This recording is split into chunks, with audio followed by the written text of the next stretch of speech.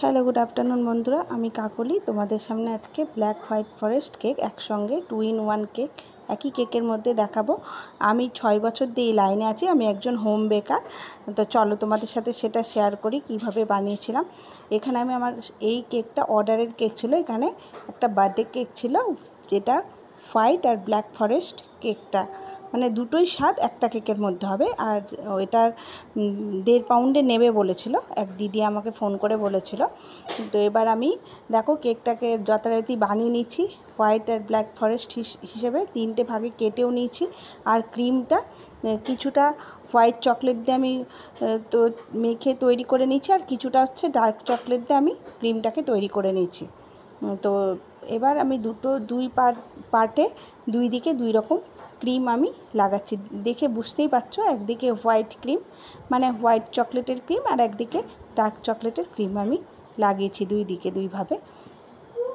এই কেকটা বানানোটা একটুখানি মানে টাফ আছে, দুই দিকে দুইভাবে। একদিকে আমি ডার্ক চকলেট গার্নাশ দিয়েছি, আর একদিকে হোয়াইট চকলেটের গার্নাশ দিয়ে আমি মানে চারিদিকে মিশিয়ে নিয়েছি। কেকের ওপরটা ক্রিমের ওপরে দিয়ে দিয়েছি, দিয়ে এবার কিছুটা ক্রাশ করে রেখেছিলাম চকলেট, সেই চকলেটগুলো দিয়ে দিয়েছি ওপর থেকে। সেমভাবে হোয়াইট চকলেটটাও ক্রাশ করে রেখেছিলাম, সেটাও আমি দিয়ে তারপরে পরের লেয়ারটা বসিয়ে নর্মাল জল দিয়েছি। নর্মাল জল দিতে হয় কেকে, কারণ কেকটা অনেক দিন তাতে স্মুথ থাকে আর অনেক দিন ভালোও থাকে। কেকটা যদি অনেকে রেখে রেখে খায় ফ্রিজে, তখন কেকটা হার্ড হয়ে যায় না। জলটা এই কারণেই দিতে হয়, কেকটা স্মুথ থাকে।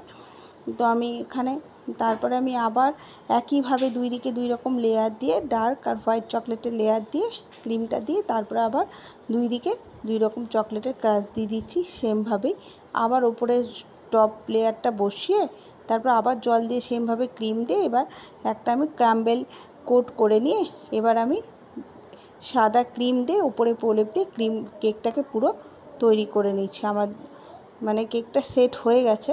এবার আমি কেকটাকে আমি জাস্ট স্মুথিং করছি ক্রিমগুলোকে, আর শেপে আনছি।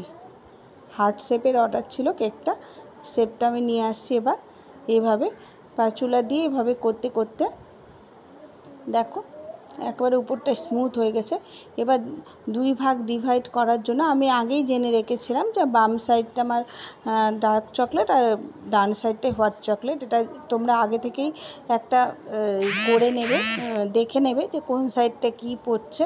তো তারপর আমি মাছ বরাবর একটা দাগ দিয়ে তারপর কেকটাকে কেক বোর্ডের মধ্যে তুলে নিয়েছি।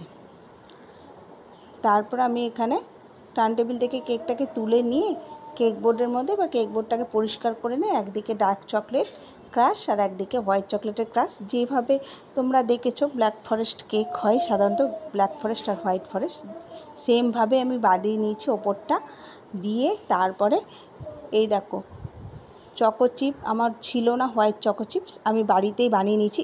এটা রেসিপিটা বা এটা আমি কীভাবে বানালাম সেটা একদিন তোমাদেরকে দেখাবো। সবসময় বাড়িতে সব কিছু থাকে না, কেকের অর্ডার থাকলে কিছুটা নিজে থেকে করে নিতে হয়। তো কীভাবে করেছি আমি হোয়াইট চকলেটের স্প্রিঙ্কলগুলো, সেগুলো তোমাদেরকে একদিন আমি অবশ্যই দেখাবো।